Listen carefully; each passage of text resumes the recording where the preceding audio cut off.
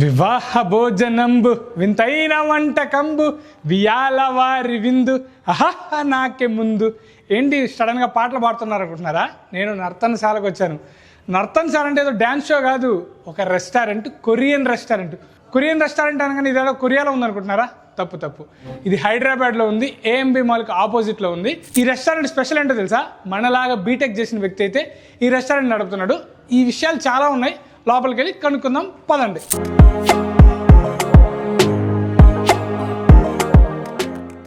Namaskar sir. నమస్తే. నేను ముందే తెలుసా? అమ్మ నాన్న అంతా బాగానే ఉన్నారా? సార్ తెలుగు नहीं आता. మా అమ్మ హిందీ రాదు, నాకు తెలుగు రాదు. అందరి ముందు పొరుగు పోయిందిగా, నన్ను ఎవరు అనుకునిందో ఏమో. ఈ సెటప్ గెటప్ అంతా బాగా రిచ్గా కనిపిస్తుంది బ్రో.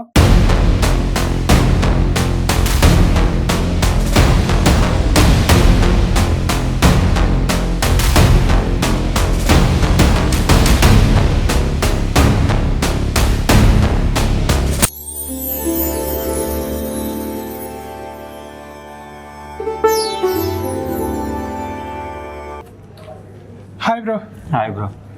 రెస్టారెంట్ చూపిస్తారా? రండి చూద్దాం. హాయ్ బ్రో, ఎక్కడ ప్రాపర్ అంతా? నెల్లూరు బ్రో. నెల్లూరు అంటే ఎక్కడ బ్రో? అంటే బుచ్చి ఆ ఏరియా ఐడియా ఉంది కదా? ఐడియా ఉంది బ్రో. అక్కడ. ఓకే, ఈ రెస్టారెంట్ పెట్టాలంటే థాట్ ఎట్లా వచ్చింది బ్రో? అసలు ఏం చదువుకున్నారు ఏంటి? బీటెక్, నీకు తెలుసు కదా, బీటెక్ వాళ్ళు బీటెక్ తప్ప అన్ని చేస్తారు. అలానే మేము బిజినెస్ పెట్టాం. ఈ రెస్టారెంట్ పెట్టారా? ఓకే, రెస్టారెంట్స్ పెట్టడానికి ఏమన్నా థాట్స్ ఏమైనా ఉన్నా బ్రో? ఏమన్నా ప్లాన్స్ ఏమన్నా? ఉంది. మామూలుగా మా ఫాదర్ ప్రైవేట్ ఎంప్లాయీ. ఓకే. ఒకసారి ఏం జరిగిందంటే, మేము ఇక్కడే హైదరాబాద్ లోనే ఇప్పుడు ఇక్కడ సెటిల్ అయి ఉన్నారు. మామూలుగా ఒక రెస్టారెంట్కి వెళ్ళాం అనమాట. వెళ్ళిన తర్వాత ఏం జరిగింది, ఆ రోజు మా ఫాదరు మా మమ్మీది యానివర్సరీ. మేమేంటంటే కొంచెం బాగా సెలబ్రేట్ చేసుకుందామని ప్లాన్ చేసాను, నేనే చేశాను. ఒక హాఫ్ అన్ అవర్ అలా వెయిట్ చేసాం బయటే మేము రెస్టారెంట్ ఆ ఫుడ్ తినడానికి. మళ్ళీ లోపలికి వెళ్ళాం. లోపలికి వెళ్ళిన తర్వాత ఫుడ్ రావడానికి ఇంకొక హాఫ్ అన్ అవర్ టైం పట్టింది. ఇలా 1 అవర్ కిల్ అయిపోయింది. ఆ లోపు ఏం జరిగిందంటే, మా ఫాదర్కి ఒక కాల్ వచ్చింది. కాల్ వచ్చేసి ఆయన తినకుండానే వెళ్ళిపోయాడు. ఇంపార్టెంట్ కాల్ వచ్చింది. ఇంత టైం మామూలుగా హైదరాబాద్లో ఏంటి, ఇక్కడ అంతా ఎంప్లాయీస్ ఎక్కువ మంది ఉంటారు. వాళ్ళకేంటి ఫుడ్ తినేటప్పుడు మాత్రమే టైం ఉంటుంది. ఆ టైం కూడా వాళ్ళు ప్రశాంతంగా తినలేకపోతున్నారు. అలా అది నాకు కొంచెం ఆ రోజు కొంచెం పెయిన్ అనిపించింది అనమాట. నాకేమనిపించిందంటే, ఇలా మా నాన్నలా కష్టపడే ఎంప్లాయీస్ అందరికీ కూర్చొని పీస్ఫుల్గా వాళ్ళ ఫ్యామిలీతో గడుపుతా ప్రశాంతంగా మా రెస్టారెంట్ చూసారంటే, నువ్వేదో ఒక పిక్నిక్ వెళ్ళి ఒక చెట్టు కింద కూర్చొని ఫుడ్ తింటున్న ఫీలింగ్ వస్తుంది. ఇది మా నాన్నలాగా కష్టపడే వాళ్ళకి నేను ఇద్దాం అనుకున్నాను. దానికోసమే పెట్టాను. ఇవ్వగలుగుతున్నా ఆల్రెడీ. ఇది నా కస్టమర్స్ దగ్గర నుంచి ఆల్రెడీ రివ్యూ కూడా వచ్చింది. ఒక 2 ఎంప్లాయీస్ ఏం చేశారంటే, సాఫ్ట్వేర్ ఎంప్లాయీస్, అప్పుడే 10:30కి అలా అయిపోయింది వాళ్ళ వర్క్. ఇటు బండి మీద ఇటు వెళ్తా ఉన్నారంట. ఈ బిల్డింగ్ చూసి ఏదో ఒక దాంట్లోకి వెళ్దామని పైకి వచ్చారు. పైకి వచ్చిన తర్వాత ఇక్కడ లిఫ్ట్ దగ్గర రాగానే ఈ చెట్టు చూశారు. చెట్టు చూసి ఇదేదో కొత్తగా ఉంది, వెళ్దామని లోపలికి వచ్చారు. వచ్చిన తర్వాత వాళ్ళు 1.5 hours 2 hours ఇక్కడే ఉన్నారు. వాళ్ళ తర్వాత వెళ్ళేటప్పుడు ఏం చెప్పారంటే, మామూలుగా మేము తినేసి అమ్మటే వెళ్ళి రూమ్కి వెళ్ళి పడుకొని పొద్దున వర్క్ గురించి ఆ మూడ్లో ఉన్నాము. కానీ ఇక్కడికి వచ్చిన తర్వాత ఈ చెట్లు, ఈ క్లైమేట్ అంతా చూసి ఏదో ఒక పార్క్లో కూర్చొని ప్రశాంతంగా ఫ్రెండ్తో బాతాకాని గుడితే ఎలా వస్తుందో ఆ ఫీల్తో ఎంజాయ్ చేస్తా వెళ్ళేటప్పుడు ఈ వర్క్ మోడ్ అంతా పోయి వెళ్ళేటప్పుడు ప్రశాంతంగా వెళ్ళాలనిపిస్తుంది అని చెప్పాడు. నాకు అప్పుడు అనిపించింది, నేను ఏదైతే చేయాలనుకున్నా చేశాను. ఆ సాటిస్ఫాక్షన్ అయితే మాకుంది ఇప్పుడు. ఓకే, ఈ నర్తనశాల అనే ఈ థాట్ వెనకాల, అలాగే ఈ నర్తనశాలలో స్పెషల్ ఏంటి? ఒక కస్టమర్ మీ రెస్టారెంట్ ఎందుకు రావాలి బ్రో? ఒకసారి మెనూ చూసారంటే, హైదరాబాద్లో ఎక్కడికి వెళ్ళినా ఒక రెస్టారెంట్లో ఒక ఐటమ్ స్పెషల్ ఉంటుంది, ఇంకొక రెస్టారెంట్లో ఇంకొకటి ఉంటుంది. ఇలా నువ్వు 1 టైం వెళ్ళగలవు, 2 టైం వెళ్ళగలవు. మా మెనూ చూసావంటే, నువ్వు ఒక రోజు వస్తే నువ్వు కుక్కర్ పలావ్ తింటావు, ఒక రోజు వస్తే నువ్వు పొట్లం తింటావు, ఒక రోజు వస్తే మా బిర్యానీ తింటావు, ఒక రోజు వస్తే మొగలాయి తింటావు. మా మెనూలో ఉండే స్టార్టర్స్ మొత్తం తినాలంటే నీకు మినిమం ఒక 10 days 15 days పడుతుంది మొత్తం టేస్ట్ చేయాలంటే. వెజ్ లో ఇన్ని స్టార్టర్స్ నేను హైదరాబాద్ లో చాలా రేర్ గా చూస్తున్నాను. నిజంగా కస్టమర్స్ కూడా నువ్వు ఎక్కడికి వెళ్ళినా కానీ ఓన్లీ వెజ్కి వెళ్తేనే నీకు వెజ్ ఐటమ్స్ ఎక్కువ దొరుకుతాయి. అవును దొరుకుతాయి. కానీ నా రెస్టారెంట్కి వస్తే వెజ్ నాన్ వెజ్ వాళ్ళకి ఎన్ని దొరుకుతాయి, వెజ్ వాళ్ళకి కూడా అన్ని దొరుకుతాయి నా రెస్టారెంట్. నాన్ వెజ్ కి ఏమాత్రం తీసుకోకుండా అలానే ఉంటుంది. ఈ సెటప్ గెటప్ అంతా బాగా రిచ్ గా కనిపిస్తుంది బ్రో. రేట్లు కూడా బీభత్సంగా పెట్టారేమో. అంటే మిడిల్ క్లాస్ రిచ్ ప్లేస్ లో తినకూడదా? అట్లానే కాదు, అంత సెటప్ పెట్టుకొని మీరు తక్కువ రేటుకి ఎందుకు పెడతారని కదా నా డౌట్. నేను ఆల్రెడీ చెప్పాను, మాకు ఇలా మా పేరెంట్స్ ఇలా వెళ్ళాము. నేను మిడిల్ క్లాస్ నుంచి వచ్చినాను. మా ఫాదర్ కూడా వాళ్ళు బ్యాక్ స్టోరీ అంతా ఫార్మర్స్ ఇలా తెలిసి నేను ఇదంతా బయటికి ఇంతకుముందు నేను చదువుకునేటప్పుడు రెస్టారెంట్కి వెళ్ళినప్పుడు ఏంటంటే ఫ్రెండ్స్ అంతా లిమిటెడ్ బడ్జెటే ఉంటుంది. ఉన్నప్పుడు ఏంటంటే మనం అతిగా ఆర్డర్ చేయలేము, ప్లస్ కావాలంది తినలేము. ఇదంతా నాకు తెలుసు. ఆ స్ట్రగుల్ నుంచి వచ్చాను కాబట్టి వాళ్ళ దగ్గర ఉండే మనీకి తగ్గట్టు ఇక్కడ తినొచ్చు. అలానే ఉంటాయి రేట్లు. ఇంకొకటి మన దగ్గర జొమాటో, స్విగ్గీ, ఈజీ డైనింగ్ వీటిల్లో టేబుల్ బుకింగ్స్ ఉన్నాయి అనమాట. ఆ టేబుల్ బుకింగ్స్లో 20 to 25%, 30% అలా డిస్కౌంట్స్ ఉంటాయి. అవి చేసుకొని వచ్చి ఆఫర్స్ ఉన్నాయి, చేసుకొని వచ్చి మీల్స్ ఎంజాయ్ చేయొచ్చు. ఇంకా ఫుడ్ గురించి అంటారా, మన దగ్గర పేరు పెట్టడానికి ఉండదు. ఓకే బ్రో, ఇవి కాకుండా ఇంకేమన్నా ఆఫర్స్ కానీ ఏమన్నా లక్కీ డ్రా కానీ కొంచెం ఫ్యామిలీ మీల్స్ కానీ అవి ఏమన్నా ప్లాన్ చేస్తున్నాం? లక్కీ డ్రా ఒకటి ఇప్పుడు ప్లాన్ చేస్తున్నాం. ఏంటంటే ఒక ఇక్కడ మనకి ఎన్ని టేబుల్స్ అయితే వస్తాయో ప్రతి ఒక్కరి దగ్గర నుంచి వాళ్ళ నెంబర్, వాళ్ళ పేరు తీసుకుంటున్నాం. అది తీసుకొని ఒక జార్ లో పెడతాం అనమాట. ప్రతి సండే మార్నింగ్ ఏంటంటే సాటర్డే అలా తీసుకుంటాం. ఒక 2 tables మేము ఓపెన్ చేస్తాం. ఆ స్లిప్ లో ఓపెన్ చేసి వాళ్ళు ఎవరి పేరు అయితే వస్తుందో వాళ్ళు సండే ఫ్రీ మీల్స్ రావచ్చు ఇక్కడికి. ఎవ్రీ వీక్ 2 tables ఇలా కొత్తగా తీసుకొస్తున్నాం. ఓకే, ఎప్పటి నుంచి స్టార్ట్ అవచ్చు బ్రో? ఇది నెక్స్ట్ సండే నుంచి స్టార్ట్ చేస్తాం. త్వరలో స్టార్ట్ చేస్తున్నాం. Okay, nice bro. వేరే రెస్టారెంట్లకి మీ రెస్టారెంట్ కి టేస్ట్ విషయంలో డిఫరెన్స్ ఏంటి బ్రో? టేస్ట్ గురించి అంటే నిజానికి మన అమ్మ చేతి వంట కంటే ఏ రెస్టారెంట్ గొప్పగా ఇవ్వలేడు. అది అందరికి తెలిసిందే. రెస్టారెంట్ పెట్టుకున్న నేనైనా ఇంకెవడైనా కానీ అది ఎప్పుడు ఇవ్వలేడు. అమ్మ చేతి వంటే ఎవరికైనా నచ్చుద్ది.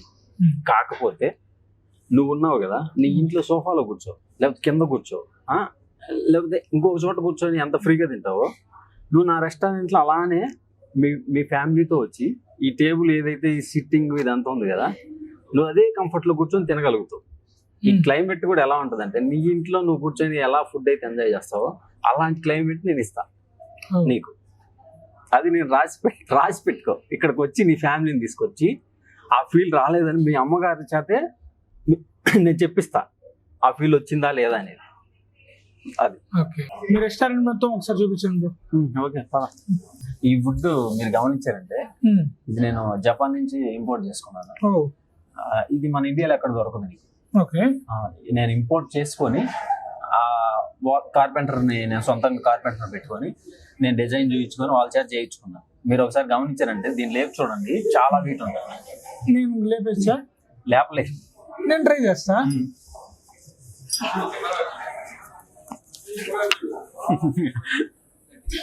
ఏంది బ్రో, ఇంత మనిషిని నేను దీన్ని లేపలేనా? మరి కదల్చలేనా? నా వల్ల అవుద్దిరా. అసలు ఫిజికల్ గా అయ్యే పనులు లేదు. ఏంది బ్రో, ఏంది ఇంత వెయిట్ ఉంది? తీసి అవతల పడేస్తే దీన్ని.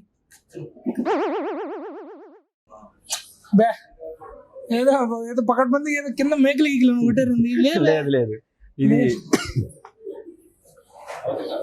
అస్సలు వర్కౌట్ అయ్యేలాగలేదుగా. ఏదైనా చేసి ఈ రోజు దీన్ని కదిల్చాల్సిందే. అది మీ వల్ల అవ్వలేదు, ఎందుకంటే నేను ప్రాపర్ ప్లానింగ్ తో చేయించుకున్నా ఇదంతా. బట్ చాలా స్ట్రాంగ్ ఉంది. కస్టమర్ కూర్చున్నప్పుడు ఏంటంటే వాటర్ బాటిల్ జల్లడం లేకుంటే బ్యాలెన్స్ లేకపోవడం ఇలాంటివి ఉండకూడదని నేను ప్రాపర్ గా చేయించాను అనమాట. రెస్టారెంట్ లో చెట్లు ఏంటి బ్రో, కామెడీ కాకపోతే అసలు ఏంటి ఫ్లవర్స్ ఇచ్చి అమ్మాయిని పడగొడదామని ఏంటి రెస్టారెంట్ లో ప్లాన్ చేశారు?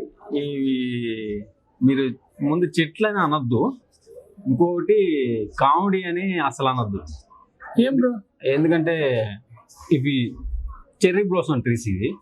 ఇవి మామూలుగా జపాన్, చైనా అటువైపు ఉంటాయి అనమాట. జపాన్లో ఏంటంటే వీటిని పర్వత దేవతలుగా పూజిస్తారు. అక్కడ మన కల్చర్ కానీ జపనీస్ కల్చర్ కానీ కొంచెం ఆల్టర్నేటివ్గా అలానే ఉంటుంది. కొంతమంది మూఢనమ్మకాలు అయ్యి అనొచ్చు, కానీ మేము దేవుణ్ణి నమ్ముతాం. అలానే జపాన్లో ఏంటంటే ప్రజలు ఏం చేస్తారంటే శీతాకాలం తర్వాత ఈ చెర్రీ బ్లోసమ్ ట్రీస్ ఫ్లవర్స్ పోస్తాయి. ఓన్లీ సంవత్సరానికి ఒక్కసారే పోస్తాయి అనమాట. అక్కడ ఫ్యామిలీస్ అంతా గ్యాదర్ అయ్యి ఆ పర్వతాల్లో అడవిలో ట్రెక్కి లాగా వెళ్ళి ఫ్యామిలీతో సహా ఆ చెట్టు కింద కూర్చొని వనభోజనాల లాగా చేసి వాళ్ళు ఎలా ఫీల్ అవుతారంటే వాళ్ళ దేశ సేవకులు కానీ లేకుంటే వాళ్ళ ఫ్యామిలీలో ఎవరైనా చనిపోయిన వాళ్ళు కానీ ఈ ఫ్లవర్స్ రూపంలో మళ్ళీ పుష్పించారు అన్న థాట్లో వాళ్ళు ఫీల్ అవుతారు. ఫీల్ అయ్యి అక్కడ ఒక వెకేషన్ లాగా చేసుకొని సెలబ్రేట్ చేసుకొని వస్తారనమాట. నాకు అది నచ్చింది. అందుకోసం నేనేంటంటే నా రెస్టారెంట్కి వచ్చి ఏ పర్సన్ అయినా తన ఫ్యామిలీతో కనెక్ట్ అయ్యేటట్టు ఇక్కడికి వచ్చి వాళ్ళ పూర్వీకులతో కూర్చొని ఈ చెట్టు కింద కూర్చొని తింటున్న ఫీల్ ఇవ్వాలనేది నా థాట్. మీరు కామెడీ ఫ్లవర్స్ ఇలా అనకూడదు, అర్థమైందా? చరిత్ర ఉందా దీనికి? అంత చరిత్ర ఉంది. చెర్రీ బ్లోసమ్ గురించి తెలిస్తేనే ఎవరైనా మాట్లాడండి, లేకుంటే ఎందుకంటే మీరు ఇక్కడికి వచ్చారు ఈ చెట్టు కింద కూర్చొని తింటున్నారంటే మీరు మీ పూర్వీకుల్ని కలిసిన ఫీల్ మేము అనుకుంటాం. మీరు దాన్ని వ్యంగ్యంగా తీసుకోకపోతే బాగుంటుంది. చెట్లు చరిత్ర అంతా బాగా చెప్పారు. ఇంతకీ ఎక్కడి నుంచి తీసుకొచ్చారు, ఎంత కష్టపడ్డది ఏంటి? ఈ చెర్రీ బ్లోసమ్ ట్రీస్ ఏంటంటే మామూలుగా ఈ ఫ్లవర్స్ చైనాలోనే తయారవుతాయి, ఇండియాలో దొరుకుతాయి. కాకపోతే అంత క్వాలిటీ దొరకదు, ప్లస్ ఎంత క్వాంటిటీ ఆఫ్ ఫ్లవరింగ్ మనకి ఇక్కడ దొరకదు. నేనేంటంటే హైదరాబాద్లో మొత్తం ట్రై చేశాను. హైదరాబాద్లో ఇంత వైడ్గా ఇంత థిక్నెస్తో ఏ వెండర్ ఇవ్వట్లేదు అనమాట. నేను దీంట్లో కాంప్రమైజ్ అవ్వాలని అనుకోలేదు, ఎందుకంటే నా కాన్సెప్ట్ మీరు ఆల్రెడీ చెప్పే కదా. అందుకోసం నేను హైదరాబాద్లో 2-3 వెండర్స్ కలిసాను. వాళ్ళ వర్క్ నాకు నచ్చలేదు, అందుకని ఆపేసా. మళ్ళీ ఢిల్లీ వెళ్ళా, ఢిల్లీలో కూడా నాకు నచ్చలేదు. నెక్స్ట్ పూణే వెళ్ళా, అహ్మదాబాద్ కూడా వెళ్ళా. ఈ ప్లేస్లన్నీ వెళ్ళిన తర్వాత నాకేమనిపించింది అంటే ఇండియాలో వర్క్ చేయలేం అనిపించింది నాకు ఇంత ప్రాపర్గా. అందుకని నేను చైనా వెండర్స్ తోటి టైఅప్ అయ్యి వాళ్ళ ద్వారా నేను ఇంపోర్ట్ చేసుకొని తెప్పించాను అన్నమాట. నాకు అక్కడి నుంచి తెచ్చి ఇక్కడ పెట్టడానికి ఇదంతా ఖర్చు ఒక్కొక్క ట్రీ 6 to 7 lakhs అయింది ఒక్కొక్క ట్రీ. నేను మామూలుగా 6 పెడదాం అనుకున్నాను, నాకు 4 పెట్టేసరికి ఇంకా హెవీ అయిపోయింది అమౌంట్. మీకు తెలుసు కదా, మిడిల్ క్లాస్ మేము ఇంకెంతకంటే చేయలేము అనుకున్నాను. చాలు, ఈ 4 అయినా చాలు. బెటర్ ఫీల్ ఇస్తున్నాయి. కస్టమర్స్ కూడా వచ్చిన వాళ్ళు ప్రతి ఒక్కరు ఒక ఫోటో దిగాల్సిందే, అది పోస్ట్ చేయాల్సిందే, అలా ఉంటుంది అంబియన్స్. మీరు ఒకసారి గమనించారంటే చాలా స్ట్రాంగ్ ఉంటుంది. ఇటు కింద కూర్చున్న పైన పడుతుంది, లేకపోతే ఇరిగి పడతాయి, ఈ ఫీల్ ఉంటుంది. మీరు ఎక్కొచ్చు కూడా, ఎక్కే వయసు దాటి లేకుండా ట్రై చేసేవాడిని, అంత స్ట్రాంగ్ గా ఉంటుంది. ఓకే, చిన్నపిల్లలు ఉంటే వాళ్ళు కూర్చోవచ్చు కూడా. జస్ట్ ఒక రెస్టారెంట్ కి నర్తనశాల అని పేరు పెట్టాలని థాట్ ఎందుకు వచ్చింది బ్రో మీకు అసలు? నర్తనశాల అది పెట్టకూడదనే థాట్ మీకు ఎందుకు వచ్చింది? డాన్స్ వీటికి సెట్ అవుద్ది, ఫుడ్ కి ఒక రెస్టారెంట్ కి నర్తనశాల ఏంటనే కదా. దానికి మాకు స్టోరీ ఉంది, కారణం ఉంది. ఏంటంటే మీకు లేగదోళ్ళు ఐడియా ఉంది కదా. లేగదోళ్ళు ఏంటంటే ఉదయాన్నే ఆవులు మేతకెళ్తాయి పొలానికి. వెళ్ళిన తర్వాత ఈ దూడలు సాయంత్రం దాకా ఆకలితో బాగా వెయిట్ చేస్తూ ఉంటాయి. ఆవు ఎప్పుడైతే ఇంటికి వస్తుందో మీరు ఆ లేగదూడ తలుగు ఇప్పారంటే మెడ తలుగు, అది పరిగెత్తుకుంటా వెళ్ళి బాగా ఆకలితో ఉన్న దూడ పాలు తాగిన తర్వాత ఒక గంతులతో పరుగు తీస్తాయి. మీరు గమనించారంటే అది ఎలా ఉంటుందంటే ఒక నాట్యాన్ని తలపిస్తుంది అనమాట. సేమ్ అలానే ఆకలితో ఎవరైతే నా నర్తనశాలకు వచ్చి ఫుడ్ తింటారో వాళ్ళ ఆకలి తీరిన తర్వాత అదే విధంగా వాళ్ళ మనసు నా నర్తనశాలలో నాట్యం చేస్తుంది. దీనికి ఇంత స్టోరీ ఉందా? అవును. ఇంకో విషయం ఏంటంటే మన కస్టమర్స్ ఎవరైతే ఫుడ్ తినడానికి మన రెస్టారెంట్కి వస్తారు కదా, వాళ్ళు ఏదైనా సెలబ్రేట్ చేసుకోవాలనుకో, బర్త్డే సార్ లేకపోతే సంథింగ్ ఏదైనా, మన ఫ్రీ స్పేస్ అనమాట ఇది. ఇక్కడ కానీ రెస్టారెంట్లో అయినా చేసుకోవచ్చు మనం. వాళ్ళ కోసమే డిజైన్ చేయించాం అనమాట ఇది. కేక్ మేము తెప్పిస్తాము, వాళ్ళు ఇక్కడ సెలబ్రేట్ చేసుకొని ఫుడ్ తినేసి ఎంజాయ్ చేసి వెళ్ళొచ్చు అనమాట. కొన్ని రెస్టారెంట్లో నిల్వ చేసిన ఫుడ్ పెడుతుంటారు కదా, మీ దాంట్లో కూడా అంతేనా మొత్తం? లేదు, ఎందుకంటే రీసెంట్గా రైడ్ జరిగింది, ఫుడ్ డిపార్ట్మెంట్ వాళ్ళు రైడ్ చేశారు. మీరు చూసారంటే పెద్ద పెద్ద రెస్టారెంట్లలోనే పేపర్లో పడి న్యూస్ అయినాయి. మా దాంట్లో రైట్ సైడ్కి కూడా బయటికి రాలేదంటే నేనేమంత రిచ్ కూడా కదా, మేనేజ్ చేసే అంత మిడిల్ క్లాస్ ప్రాపర్గా ఉంది కాబట్టి బయటికి ఏం వెళ్ళలేదు, అంతా ప్రాపర్గానే ఉంది. కాబట్టి మీరు వచ్చి కిచెన్ చెక్ చేసుకోవచ్చు. ఓకే పద చూద్దాం. ఓకే,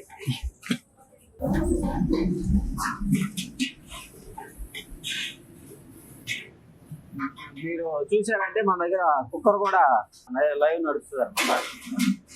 ఇంకోటి రీసెంట్ గా మన దగ్గర రైడ్ జరిగింది కదా, రైడ్ జరిగినా ఈ పార్టీకి న్యూస్ లో వైరల్ అయిపోవాలి, అవ్వలేదంటే ప్రాపర్ గా ఉంది కాబట్టి నేను ఆ ధైర్యంతోనే మీ కెమెరా కూడా చూస్తాను.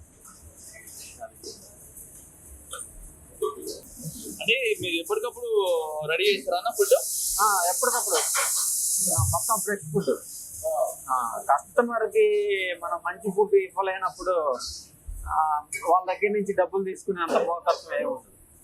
వాళ్ళకి మనం ఫుడ్ మంచిగా ఇచ్చామంటే వాళ్ళు మన రెస్టారెంట్ నుంచి బయటకు వెళ్ళేటప్పుడు ఒక మంచి ప్లేస్కి వెళ్ళి ఫుడ్ తినా అనే ఫీల్ వస్తే చాలు. ఇది ఫుడ్ పెట్టేది ఎప్పుడైనా అది బిజినెస్ లాగా ఆలోచించకూడదు, అది మా ఐడియా. ఇప్పుడు వరకు మీకు మంచి కాంప్లిమెంట్ వచ్చింది ఏమైనా ఉందా? కాంప్లిమెంటా? ఫుడ్ గురించా లేకుంటే ఫుడ్ గురించి? రెస్టారెంట్ ఫుడ్ గురించి అయితే చాలా మంది రిపీటెడ్ వస్తుంటారు కదా, ఫుడ్ చాలా బాగుంటుంది. కాకపోతే ఈ అంబియన్స్ ఇదంతా చూసి రిచ్ ప్లేస్ అనుకొని చాలా మంది రావట్లేదేమో అనే థాట్ ఉంది అని అంటున్నారు. ఇంకోటి మన దగ్గర కుక్కర్ పలావ్ ఒకసారి తిన్నారంటే నెక్స్ట్ టైం మళ్ళీ వస్తారు, అలా చేస్తారు. మన స్పెషల్ అది కుక్కర్ పలావ్.